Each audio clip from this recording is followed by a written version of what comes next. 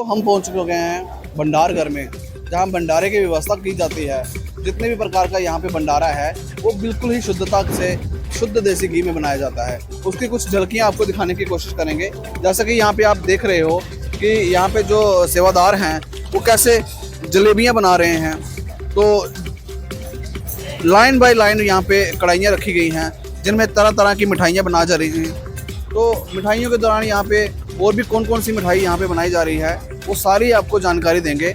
यहाँ पे जो सेवादार हैं उन्होंने देखा आपने कि मास्क लगाए हुए हैं, सिर पे कपड़ा रखा हुआ है ताकि शुद्धता को बनाया जा सके और किसी तरह के भी यहाँ पे जो हाइजीन है उसका पूरा पूरा ख्याल रखा जाए ताकि आने वाले जो श्रद्धालु हैं वो वहाँ पे जो सेवा का आनंद ले सकें। किसी तरह की ये जो यहाँ पे व्यवस्था है उसमें कोई त्रुटि न रहे, इसलिए जो सेवादार यहाँ पे हैं वो पूरी शिद्दत से यहाँ पे अपना काम करते हुए यहाँ पे दिखाई दे रहे हैं। तो आप देख पा रहे हो कैसे जलेबियाँ बनाई जा रही हैं और बनने के बाद जलेबी जो है वो दूसरी कढ़ाई से निकाली जा रही है।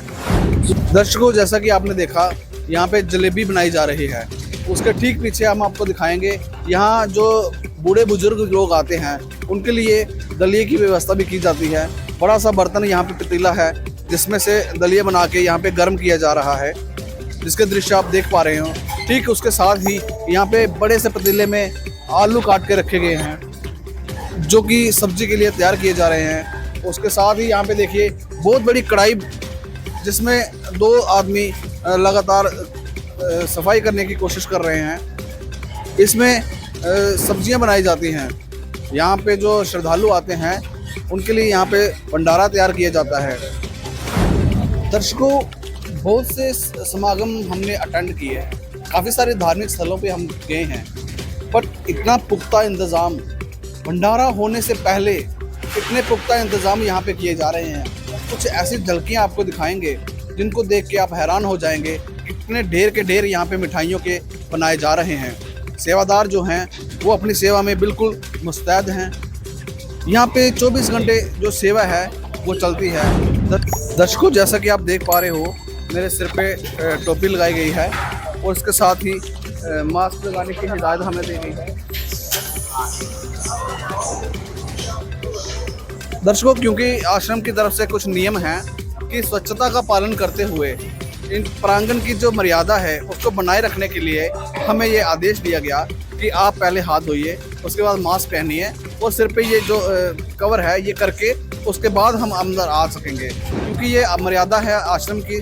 और जैसे उसके साथ ही आप देखो यहाँ पे पहले जो यहाँ पे बनाई गई मिठाइयाँ हैं उनका भोग लगाने के लिए और संत रामपाल जी महाराज जी के नियम है उनके सामने ये सारी मिठाई रखी है।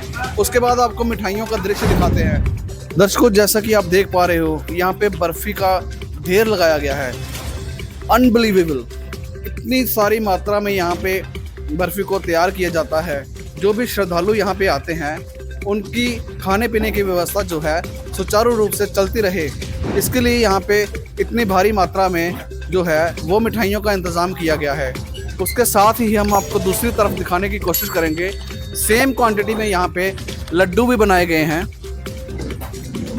जो कि आप देख पा रहे हो। दूसरी जो पंक्ति है इस पंक्ति में आपको लड्डुओं के ढेर दिखाई दे रहे होंगे। ये वो दृश्य है जहां संत रामपाल जी महाराज के सानिध्य में होने वाले समागम की तैयारी की जा रही है और इस तैयारी में लगभग लाखों लोग यहाँ पे पर डे आते हैं और उनके खाने पीने की व्यवस्था के लिए यहाँ पे लड्डू, जलेबी और बर्फ़ी ये मिठाई के तौर पे यहाँ पे मुख्य तौर पे प्रस्तुत की जाती है ताकि आने वाले जो श्रद्धालु हैं उनको किसी तरह की जो है असुविधा ना हो। उसके साथ ही आप देखो यहाँ पे जलेबी भी भरपूर मात्रा में रखी गई है, बिल्कुल फ्रेश और ललचीली शुद्ध देसी घी से बनी हुई जलेबी जो अभी भंडार घर से बन के यहाँ पे स्टोर करने के लिए आ रही है। उसके साथ ही यहाँ पे कुछ श्रद्धालु हैं जिनसे हम आपको रूबरू करवाएंगे क्या सेवा उनकी यहाँ पे चल रही है और किस तरह की सेवा यहाँ पे 24 घंटे चलती है। इस समागम के दौरान यहाँ पे क्या क्या व्यवस्थाएं की जाती हैं वो सारी जानकारी हम आपको इस कवरेज के दौरान बताएंगे। जो सेवादार यहाँ पे हैं, जो जिनकी देखरेख में ये सारा सामान यहाँ पे बनता है, उनसे बात करते हैं और जानते हैं इनकी सेवाओं के बारे में। नमस्कार सर। सत साहिब जी नमस्कार। सर क्या नाम है आपका? ज्ञानी दास भंडारी। सर आप हमें बताएं, इतनी भरपूर मात्रा में यहाँ पे जो मिठाई बनाई गई है, इसका क्या कारण है? ये भरपूर मात्रा में जो प्रसाद बनाया गया है, हमारे गुरुजी का बोध दिवस है, उसके उपलक्ष्य में ये महासमागम चल रहा है जी, इसीलिए बनाया गया। जो आने वाले श्रद्धालु है, जगत के लोग हैं, उनके लिए ये प्रसाद बनाया गया है जी। सर हम जानना चाहते हैं कि जो बोध दिवस है वो कब और क्यों मनाया जा रहा है? ये बोध दिवस अपने 17 फरवरी सन 1988 को संत रामपाल जी महाराज को हमारे दादा गुरुजी से नाम दीक्षा मिली थी, उसके उपलक्ष्य में ये मनाया जाता है जी। तो ये कब स्टार्ट होने लगा है? ये कल से स्टार्ट है जी, 15 फरवरी से स्टार्ट है जी, 3 दिन तक चलेगा जी महासमागम। तो कितने श्रद्धालु यहाँ पे आने वाले हैं, उसका कितना इंतजाम यहाँ पे किया हुआ है? लगभग यहाँ पे 1 लाख के करीब श्रद्धालु आएंगे जी। उनके लिए सारी व्यवस्था की गई है, लड्डू राम, जलेबी, बर्फी राम, सब सारी व्यवस्था है जी, निःशुल्क व्यवस्था सारी। जैसा कि हम देख रहे हैं कि आप अपने गुरुजी के चरणों में यहाँ पे बर्फी वगैरह रखी गई है, तो इसका क्या प्रकरण है, क्यों रखी गई है, ये बताने की कोशिश करें जरा। ये हमारे पूज्य गुरुजी के भोग प्रसाद लगाया गया जी, ये भोग प्रसाद है परमात्मा जी का, और कल इसकी भोग की बाणी पढ़कर और फिर ये प्रसाद सबको वितरित किया जाएगा जी। तो यहाँ पे कुछ आकृति बनाई गई है, तो क्या लिखा गया है? ये हमारा वाक्य है सत साहिब जी, जैसे हम सभी से मिलते हैं तो सत साहिब बोलते हैं, सच्चे परमात्मा का नाम है ये। तो परमात्मा किसको मानते हैं आप? हम कबीर परमेश्वर को परमात्मा मानते हैं। तो दर्शकों, जैसा आप देख रहे हो कि ये श्रद्धालु हमें बता रहे हैं कि कबीर जी को परमात्मा मानते हैं, तो संत रामपाल जी महाराज के आप चरणों में आपने ये सारा भंडारा रखा हुआ है, इसकी क्या वजह है?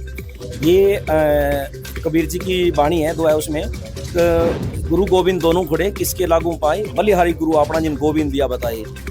हमारे सतगुरु देव जी ही हमारे लिए पूर्ण परमात्मा है। संत रामपाल जी महाराज जी कबीर साहब जी का अवतार है जी।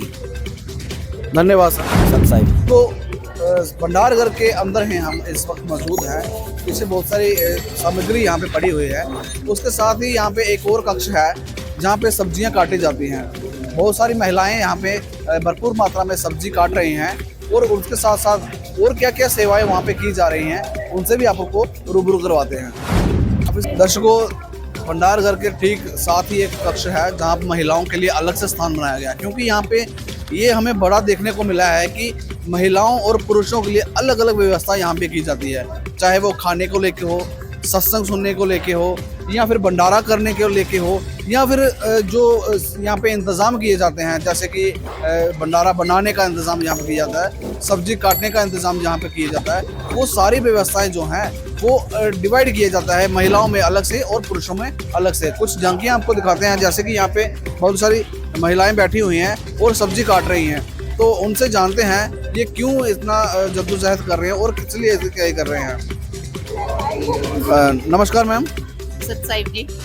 मैम क्या नाम है आपका? सुमन दास। मैम कहाँ से आए आप? फाजिलका डिस्ट्रिक्ट से। आप हमें ये बताएं कि इतनी सारी सब्जी यहाँ पे क्यों काटी जा रही है? कल से संत रामपाल जी महाराज जी का बोध दिवस की तैयारियां चल रही है, तो बहुत से श्रद्धालु आएंगे, तो उनके लिए सब्जी की व्यवस्था की जा रही है। तो किस उपलक्ष्य में ये तैयारी की जा रही है? ये संत रामपाल जी महाराज जी का 38वां बोध दिवस है, उसी के उपलक्ष्य में ये तैयारियां की जा रही है। जो आने वाले लाखों श्रद्धालु है उनके लिए भंडारे की व्यवस्था की जाएगी जी। 3 दिन यहाँ पे देसी घी का निःशुल्क भंडारा चलेगा, जिसमें संत रामपाल जी महाराज जी के सानिध्य में अखंड गरीबदास जी महाराज जी की वाणी का पाठ होएगा, रक्तदान शिविर भी लगेगा और दहेज मुक्त विवाह भी होंगे, और पूरे विश्व को संत रामपाल जी महाराज जी की दया से इस भंडारे में आमंत्रित किया गया है जी। इसी के लिए ये तैयारियां चल रही है। तो ये जो आपकी तैयारियां हैं, ये कितने दिन पहले से शुरू हो जाती है?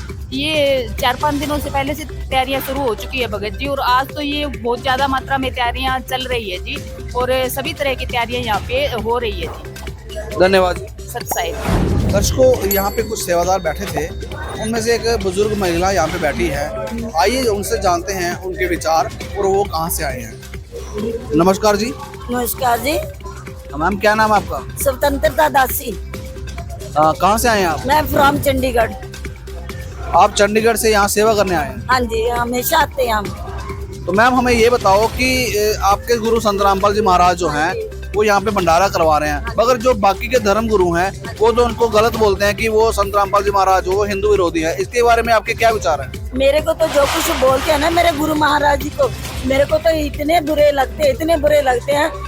मेरा मन इतना दुखी होता है, मेरा अंदर रोता है। और उनको कोई ज्ञान नहीं है। हमारे गुरु महाराज संत रामपाल जी, हमारे पिताजी ग्रंथ खोल कर समझाते हैं। सारी जो भी ज्ञान है सभी ग्रंथ इनके पास है, फिर ये गलत कैसे बोलते हैं? हमारे से बर्दाश्त नहीं होता।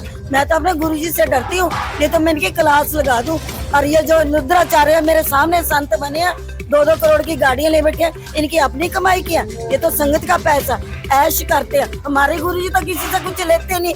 देसी घी के भंडारे, बिस्तरे, फूल, ऐसे जन्म देने वाले माँ बाप नहीं रखते जैसे हमारे गुरु महाराज हमारा ध्यान रखते हैं और पल पल हमारा रक्षा करते हैं और एक एक शब्द ऐसे समझाते हैं। माता पिता नहीं सुना, रुद्राचार्य जी को क्या पता? मैंने सत्संग सुना, सबको पता है, पुरानी सब लोगों को पता है कि एक मदर को, माँ को अपने बच्चे की तरफ पीट करके नहीं सोना चाहिए।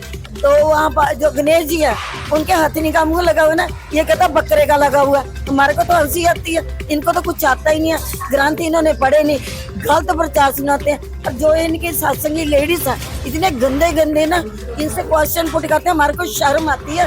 हमारे गुरु जी की कोई रीस नहीं कर सकता, ये तो हमारे परमात्मा, हमारे प्राण है ये। अरे इन संतों को कुछ नहीं पता। एक और संत बहुत कुछ बोलता था, मैंने मोहन जी को बोला इनकी क्लास क्यों नहीं लगाते आप? हमारे गुरु महाराज को ये क्यों गलत बोलते हैं? इनकी वजह से अंदर बैठाया, इन्होंने बैठाया हमारे गुरु जी। हमारे तो ये परमात्मा प्रकट होते हैं, अरे हमारे को सुख देते हैं, क्या चीज नहीं हमारे को देते, हर टाइम हमारे साथ रक्षा। ये इतना कुछ बोलते हैं, इनके बारे में कोई क्यों नहीं बोलता? इनका मुंह जवान क्यों नहीं बंद करता कोई? तो संत रामपाल जी महाराज जो ज्ञान बता रहे हैं, अगर वो शास्त्र अनुकूल ज्ञान है तो जो बाकी धर्म गुरु हैं वो ज्ञान जो बता रहे हैं वो क्या झूठा ज्ञान है? वो तो झूठा ज्ञान है, कुछ भी नहीं है। तो वेद शास्त्रों के अनुसार गुरु जी हमारे को सारे ग्रंथ इनके पास पढ़े हैं, रामायण, अपनी पवित्र बाइबल, गुरु ग्रंथ साहब, 4 वेद, सूक्ष्म ग्रंथ। तो उनका तो इनको ज्ञान ही नहीं है, ये अपने एक वजूदिया बनाकर लोगों का बेवकूफ बना रहे हैं और लोगों को समझ नहीं आती। हमारे गुरुजी तो इतना समझाते हैं, इतना ज्यादा लोगों के दिमाग में नहीं पड़ती। ये तो सारी काल की भक्ति है, काल की। एक कोई बंदा सुखी नहीं है। और हमारे गुरुजी तो कैंसर को भी ठीक करते हैं, पित्ते में से बगैर ऑपरेशन से पथरियां निकालियां, और क्या क्या नहीं हमारे गुरुजी करते, प्रकट होते हैं, रास्ता बताते हैं, सब कुछ करते हैं हमारे गुरुजी। ये तो भगवान है। हम तो यही कहते हैं, हमारे इतने अच्छे भाग्य हमारे को परमात्मा ने अपनी शर्म में ले लिया। मैडम हमें ये भी बताओ कि अभी एक शास्त्री हैं जिनको धीरेन्द्र शास्त्री, उन्होंने ये बयान दिया है कि जो प्रयागराज में जिनकी मृत्यु हुई है तो वो सीधे मोक्ष प्राप्त कर गए। आपका इसमें बारे में क्या विचार है? वो तो झूठ बोलता है। मैं उसके सत्संग उसका सारा कुछ देखती हूँ मैं, तो वो इंटरव्यू भी देता है जाके चैनल। क्या उसको क्या पता, रामायण की गाकर कथा सुनाता है। हनुमान जी की शक्ति है, हनुमान जी की शक्ति। हनुमान जी ने तो खुद कबीर महाराज जी को गुरु धारा था, वो इनके पास कोई शक्ति नहीं। ये तो लोगों को पीछे लगा रहे हैं, झूठ बयान बोले। ये कौन से सत्संग सुनाते हैं? किसी का भला नहीं होगा, किसी भी जीव का ना कल्याण नहीं होगा। सब भूत प्रेत बनेंगे, नरकों में जाएंगे। किसी के पास नहीं है मुक्ति मंत्र। हमारे पिताजी के पास है, संत रामपाल जी के पास। हमारे तो आंसू निकलते हैं, हमारे पिताजी कहाँ बैठाए हुए इन्होंने। अरे तरह कुछ बोलते हैं, हमारा अंदर रोता है, अंदर रोता है। तो जो धीरेन्द्र शास्त्री ने बयान दिया है कि गंगा घाट के किनारे मरने से मोक्ष होता है, क्या ये सच है? नहीं, झूठ है। कहाँ मोक्ष होगा? ये तो मुक्ति मंत्र से मोक्ष है ना। कहीं भी जाओ, कहीं मैं सारे घूमी हो, कोई मोक्ष नहीं होता। तो आपको क्या लगता है कैसे मोक्ष हो सकता है? मोक्ष हमारे गुरु संत रामपाल भगवान जी से नाम दीक्षा वेद शास्त्रों के साथ लें, उनका पाठ करें, और नियम पढ़ाएं, सेवा करें। जितनी भी जेब में पैसे हैं अपनी हैसियत के अनुसार से दान पुण्य करें, तो मोक्ष तो हमारा होएगा। गुरु जी तो कहते चलो सतलोक चले, चलो बच्चों सतलोक चले। ये तो कहते हमारे गुरु जी भर के तो दुनिया में कोई है नहीं। मैं तो खुद कहती हूँ कोई नहीं है। शुक्र है बंदी छोड़, आपने हमारे को अपनी शरण में ले ला। दूसरी बात ये है, मैं तो 1965-66 की कबीर जी की शरण में हूँ। मैं कबीर जी को मानती हूँ। मेरी 78 एज होगी, मैं कबीर जी को मानती हूँ और किसी को नहीं मानती।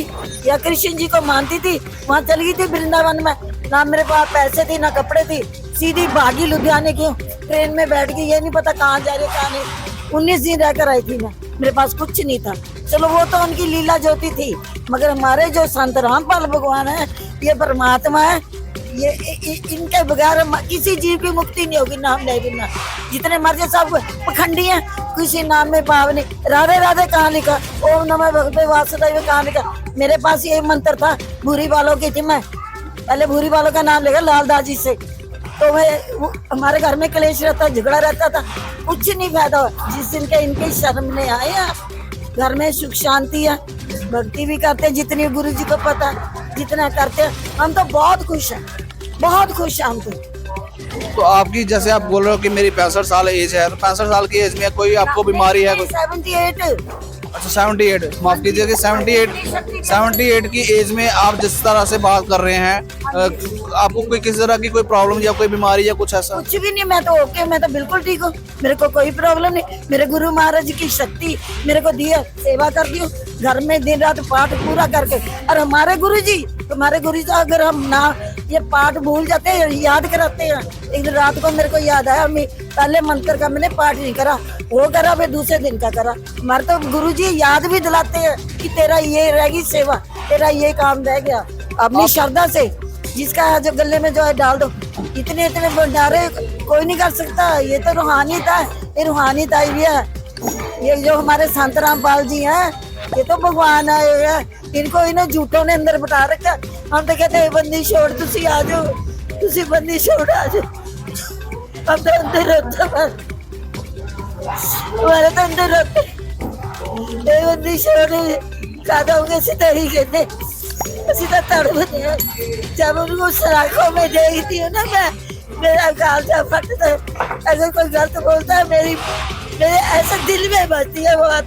कोई संत बोलता है कि संत है, ऐसा उसका नाम मैं भूल गई, व्यासपीठ में मेरे महाराज जी ने ऐसा गलत बोले। मैंने मोहित को कहा कि आप इनको ठीक क्यों नहीं करते, क्यों नहीं इनको बोलते, कि गलत क्यों बोलते हैं हमारे परमात्मा को, जब हम किसी को नहीं गलत बोलते। हमारे गुरु महाराज किसी का क्या बुरा करते हैं कि जब हमारे गुरु महाराज जी को इतना कुछ बोलते हैं, हम कैसे बर्दाश्त करें, हम कैसे बर्दाश्त करें। बंदी छोड़े, मैं तो डरती हूँ इन संतों की क्लास लगा दूँ, मैं अपने पिताजी से डरती हूँ, और नहीं मैं किसी से डरती।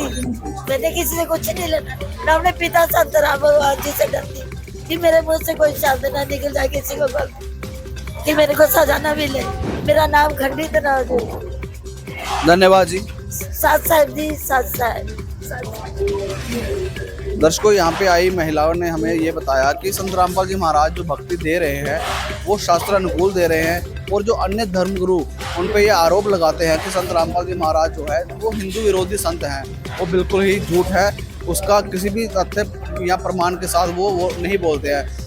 इसकी जानकारी हमें संत रामपाल जी महाराज के अनुयायियों ने भी, कैसे फुट फुट के वो रो रहे थे और कह रहे थे कि संत रामपाल जी महाराज जी ने हमें सख्त आदेश दिए हुए हैं कि किसी भी गुरु की निंदा नहीं करनी, किसी के गुरु को अपशब्द नहीं बोलना, क्योंकि उससे हमारी भक्ति नष्ट हो जाती है। तो संत रामपाल जी महाराज जो भक्ति बताते हैं उनमें कुछ नियम भी बताए जाते हैं, जिनकी मर्यादाओं में रह के संत रामपाल जी महाराज के जो शिष्य हैं वो भक्ति करते हैं, सेवा करते हैं, दान पुण्य करते हैं, जो कि वो कह रहे हैं मोक्षदायक है। तो बने रहिए हमारे साथ। धन्यवाद।